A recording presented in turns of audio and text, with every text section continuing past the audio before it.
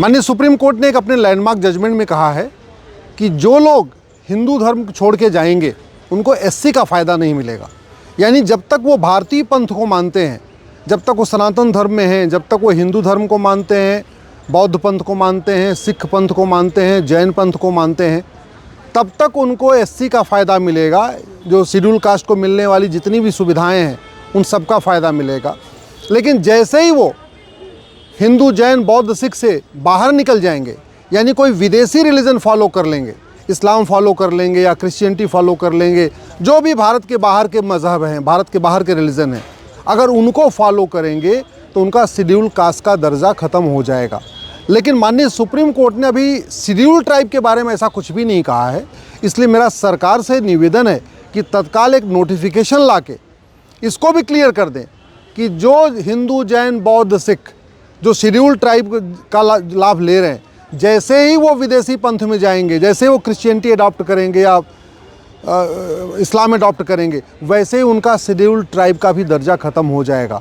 Schedule tribe के मामले में अभी माननीय सुप्रीम कोर्ट ने कोई फैसला नहीं दिया है। माननीय सुप्रीम कोर्ट का जो फैसला आया वो केवल शेड्यूल कास्ट के बारे में है। और तीसरी बात, धर्मांतरण के बाद फ़ायदा ख़त्म करना ये अलग विषय है, लेकिन इससे धर्मांतरण बहुत तो कंट्रोल नहीं होगा। धर्मांतरण तब रुकेगा जो भारत में लगभग 50,000 करोड़ की विदेशी फंडिंग आ रही है, लगभग 25,000 करोड़ हवाला के ज़रिए फंडिंग आ रही है, लगभग 25,000 करोड़ एफसीआरए के ज़रिए फंडिंग आ रही है। जब ये फंडिंग रुकेगी तब जाके धर्मांतरण रुकेगा, क्योंकि भारत में धर्मांतरण एक बहुत बड़ा फ़ायदेमंद धंधा हो गया है। बाकायदा पैसे मिलता है। कोई आदमी नौकरी करेगा इतना पैसा नहीं कमा पाएगा, जितना व्यापार करने पे इतना पैसा नहीं कमा पाएगा। लेकिन धर्मांतरण का धंधा करने पे बहुत मोटा पैसा मिलता है, और वो पैसा खाड़ी देशों से भी आता है यहाँ पे, और इस्लामिक कंट्रीज से भी आता है, क्रिश्चियन कंट्रीज से भी आता है। तो जो यहाँ मिशनरीज काम कर रही हैं उनको अमेरिका से, यूरोप से पैसा आ रहा है। जो यहाँ इस्लामिक संगठन काम कर रहे हैं उनको Arab, Dubai, Kuwait, Abu Dhabi, Bahrain से आ रहा है। तो फंडिंग रोकना पड़ेगा, तब जाके धर्मांतरण रुकेगा। और फंडिंग के साथ साथ एक कठोर कंट्रोल बनाना पड़ेगा। मैं पहले भी कई बार कह चुका हूँ, जो बीएनएस बना है, ये पहले आईपीसी में जो प्रोविज़न था ऑफेंस रिलेटिंग टू रिलीजन, वही as it is copy paste किया हुआ है। धर्मांतरण से बड़ा ऑफेंस कुछ हो ही नहीं सकता है।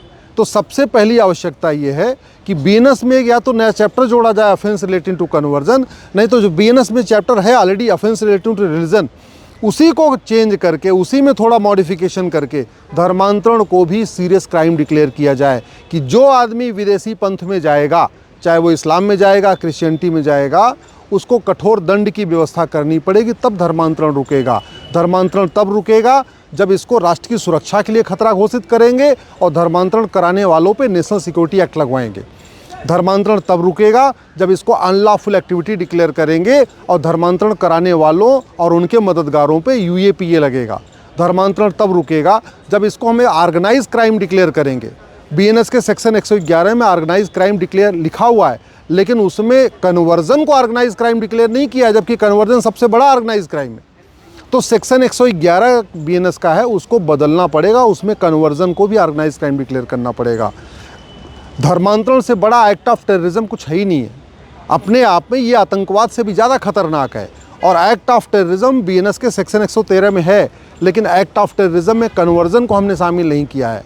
इसी तरीके से हमारे पास वेजिंग वॉर की धारा है सेक्शन 147, उसमें हमने धर्मांतरण को वेजिंग वॉर डिक्लेयर नहीं किया है।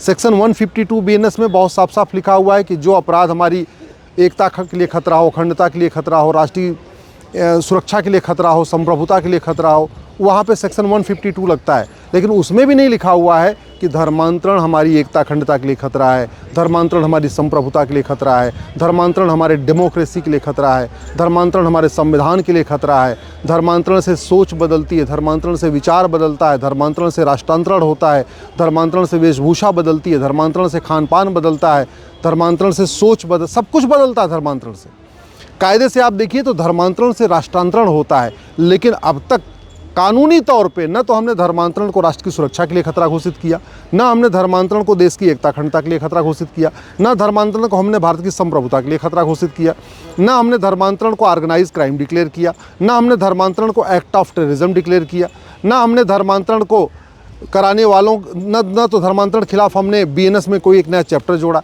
इसलिए धर्मांतरण नहीं रुक रहा है। ये माननीय सुप्रीम कोर्ट का फैसला स्वागत योग्य है। धर्मांतरण जो लोग कर लेते हैं, विदेशी पंथ में चले जाते हैं, विदेशी मजहब में चले जाते हैं, उनकी सारी सुविधाएं बंद होनी चाहिए, लेकिन इतना पर्याप्त नहीं है। अब इसके अलावा सरकार को कानून बनाना पड़ेगा, बीएनएस का प्रोविज़न करना पड़ेगा।